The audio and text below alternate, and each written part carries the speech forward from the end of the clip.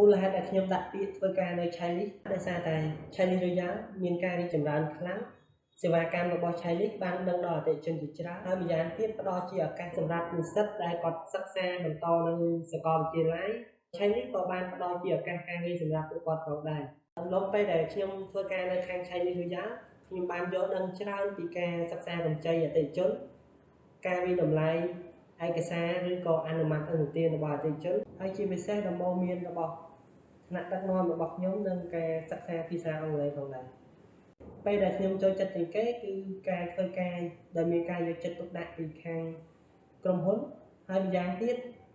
ក្រុមការងារមានការទំនាក់ទំនងល្អហើយចេះចែករំលែកបទពិសោធន៍ដល់គ្នាទៅវិញទៅមកពាក់ព័ន្ធនឹង environment នៅខាង Chinese Royal គឺមានរចនាប័ទ្មល្អឧបករណ៍ទំនើបហើយបរិយាកាសការងារក៏ល្អប្រសើរផងដែរ